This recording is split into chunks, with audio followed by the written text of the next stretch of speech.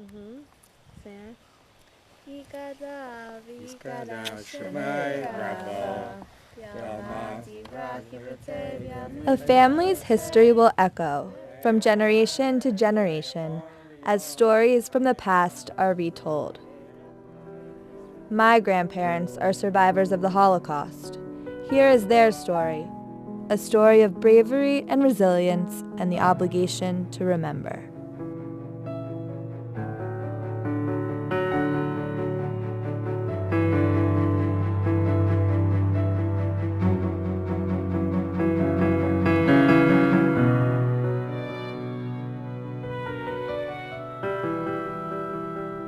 As a young child, I had always noticed the number on my grandfather's arm.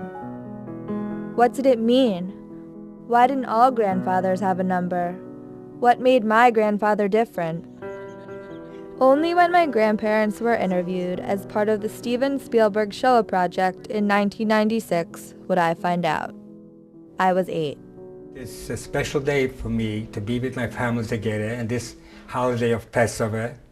And another occasion is I was liberated in April 11th, the same month. It's a big occasion for me to see my daughter, my son-in-law, and future daughter-in-law, and my wife. I don't remember ever not knowing about the Holocaust. It seems like I was very little when I was informed about it.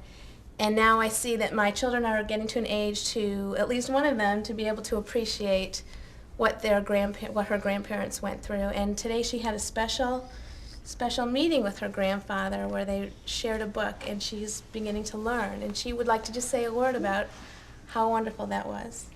Well, today, me and my grandfather read a book. It's called The Number on My Grandfather's Arm by David Adler, and it's about the Holocaust, and it's a grandfather telling his granddaughter about the Holocaust. And the grandfather in this story went to the same concentration camp as my grandfather, so I understand a lot more. And it was special to read it with my grandfather. For me, this day marked only the beginning of a long journey toward understanding. Over the course of many years, I would ask many questions. Although heart-wrenching and painful, my grandfather always took the time to answer my questions and explain his unfathomable past. It was important to him that I understand and that I learn from his story.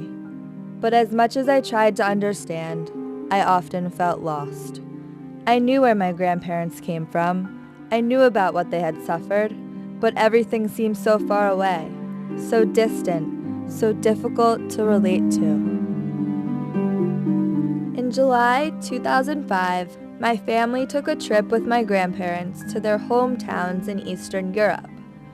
We started our trip in the mountains of Slovakia, visiting the town Porobka, where my grandmother as a young child was hidden during the war. We returned to Porobka in search of the family who had hidden my grandmother and to find the tombstone of my grandmother's mother, who had died while in hiding just before the war's end. She remembers when I was little. She remembers you? Yes. Yeah. She remembers my mother. Yeah, Does she remember which house, which family you were with?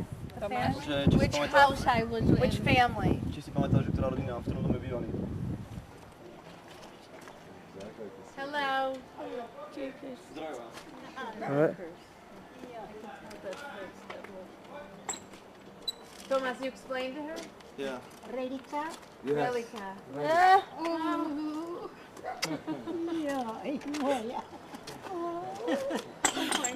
Nic się nie zmieniło. She said she remembers. She's same. She's the same as when she's same. She said She's she looks lost. the same? Or Yeah. Yes, that I have to change. The stories of my grandmother's years in hiding no longer relied on torn photographs of lost ancestors. They were becoming tangible, real.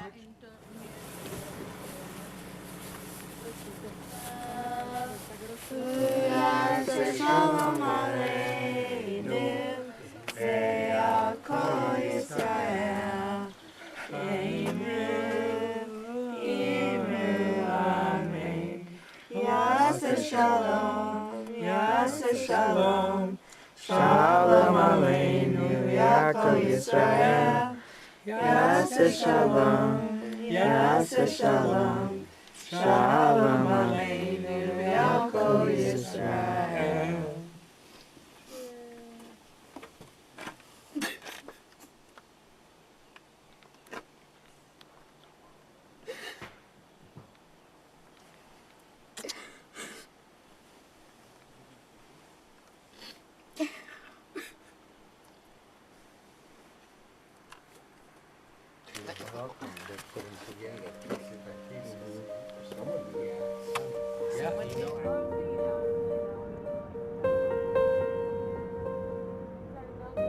We then traveled to Poland to visit the town, Ostrowiec, where my grandfather was born.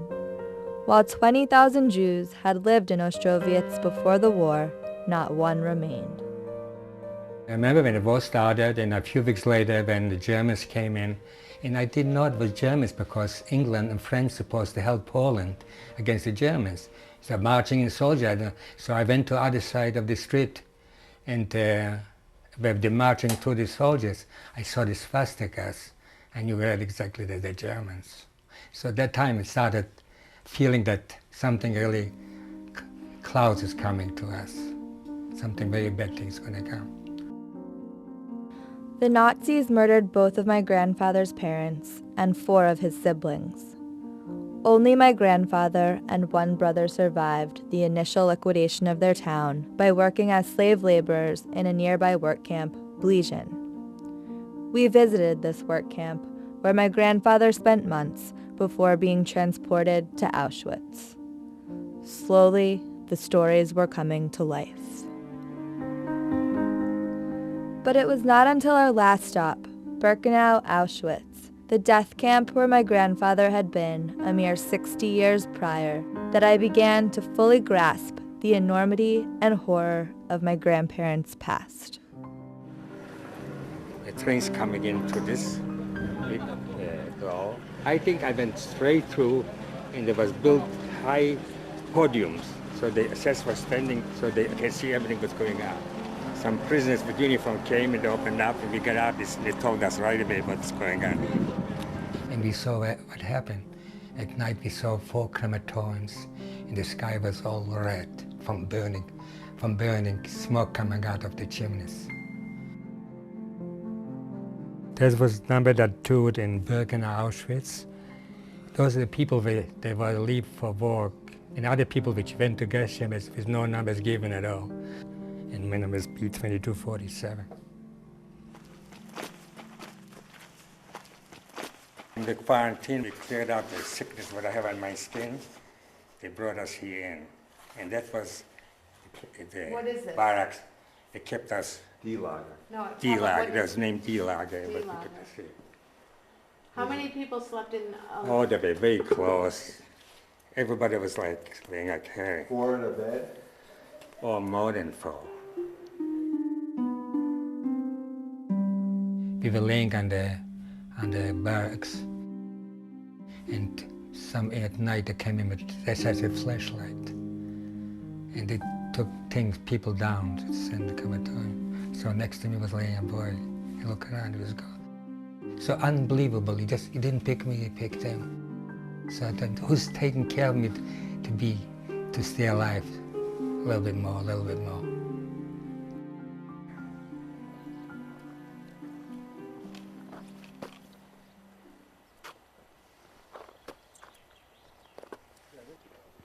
The crematorium is all ruined because the Germans, when they fled, they exploded everything. But you still know exactly where they took the people in the crematorium, and then they put them in the ovens. As I told you before, at night in Birkenau was the sky red from burning.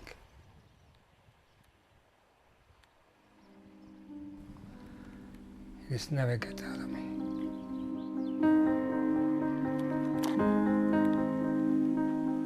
The hate comes into people like a sickness. They think other people shouldn't live and they should live.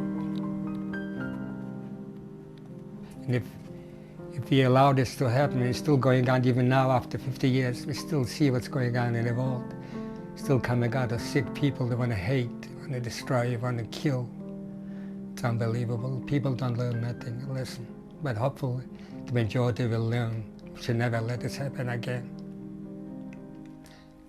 So my future children, grandchildren should survive and not never go through what I went through.